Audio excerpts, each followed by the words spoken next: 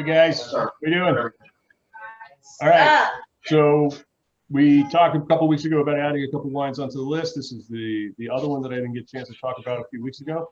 Hess Collection Estate Napa Valley Chardonnay. So a couple key things on the label to keep in mind. Hess, obviously a well-respected, well-known name going back to the late 70s.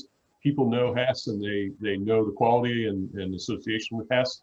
Donald Hess and his wife began this winery in the mid-70s, and they've expanded and they have wineries. Actually, they have wineries in Argentina and South Africa and Australia. And everywhere they build a winery, they also have museums. They're very big into art collecting. They're Swiss in their origination and their background, and built their wealth and other things, and then established winery here. Now under the third or fourth generation of family ownership. Again, well-known name, and kind of low-key, very good quality over the years. Always been known for producing some really outstanding wine. So here we have the advantage of having an estate-grown Napa Valley Chardonnay.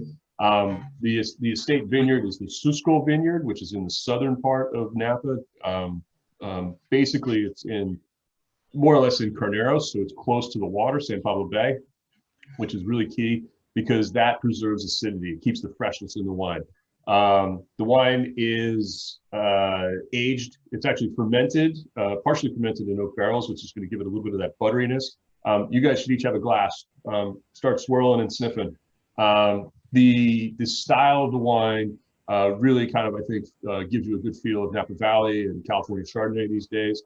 They try to ride the balance between a little bit of oak and a little bit of freshness and acidity without overwhelming it, but you still get in the nose a little bit of butteriness. You still get a little bit of oakiness, and that's really what people like. You get that almost kind of creamy kind of feel in the nose, mixed with apples and lemons and pears and stuff. And that all comes from the French oak aging, which about a third of the wine goes through some oak aging as well. So when you put it in your glass, swirl around, sniff it. Like I said, a little bit of lemon, a little bit of creaminess, and just a little bit of dusty oakiness underneath it, which is that slight baking spice, vanilla, a little bit of nutmeg, etc. And then when you taste it on the palate, it's not heavy, it's not overwhelming, but there's some richness there. You get more of that sort of apple butter kind of feel, and a little bit of toasty vanilla. And the more, and after the wine leaves your palate, you get a little bit more of that slight bitterness from the vanilla and the oakiness, which I think a lot of people like. So that kind of builds on itself a little bit as the wine sort of clears your palate, hangs on nicely.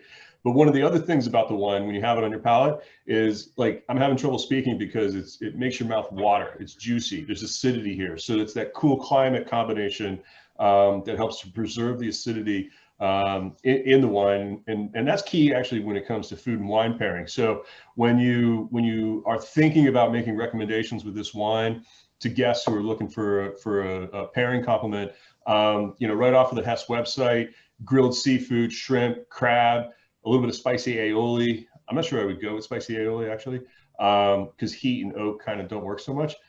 Salads with citrus and honey, avocados, which are kind of fat and rich, fruit salsas, shea fennel, tangerines, triple creme, cheeses, a lot of stuff that you guys might have on the list there. And then wild king salmon that's pan roasted. Any kind of seafood that's maybe not like super delicate. I wouldn't serve this with raw seafood necessarily, but any kind of cooked seafood, or any kind of fatty seafood from crab and lobster and a lot of your fish dishes are going to work really well with this. Also is going to go great with poultry, chicken dishes and stuff. You guys have a mix on your menu of spices and influences coming from sort of a slightly more tropical kind of nature sometimes.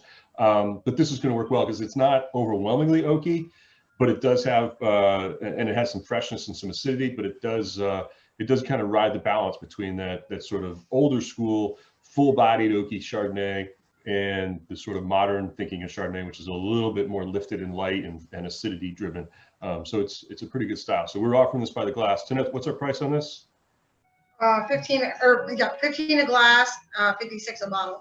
Right. So this is an estate-grown Napa Valley Chardonnay. That's a really kind of key term there because people associate that obviously with value. Gives you a nice place to go for an upsale order, and add a premium level to your wines by the glass offering. You guys hopefully have tasted it now. Any thoughts, any comments? You guys like it? You hate it? Fantastic. That's good. I'm not a Chardonnay woman, but I do like it. Okay, cool. So just a reminder, we do have the website up, the maxcreammeal.com website, and there's a page. If you go under location training tab, there's a page here for the Cooper. I've put the notes on here. I added these actually a couple weeks ago when we did the Paso Robles Cabernet. The notes for the Hess Collection Chardonnay are here, including links to the website, the tech page that we were just looking at, and then there's a little video here that I threw in that's a winemaker video going through the tasting of the Chardonnay. His name is Dave Guffey. He's been the winemaker there for a number of years. I also put the notes in for the Paso Robles Cabernet that we tasted a few weeks ago, as well as the video of the meeting, which I'm going to put up. This meeting I'll put up in a little while on the website. So there's a lot of info here for you. In case there's anybody who's missed the meeting today, they can go back and you can send them here to take a look at the notes and stuff of what we tasted. All right, so that's the Hess Collection Chardonnay in a nutshell. You guys got any other questions or thoughts or needs? I don't think so. No, Good. good. No. All right, easy stuff today. Thank you, Brian. Thank you. All right, guys, thanks. Talk to you soon. Care. Bye. Bye.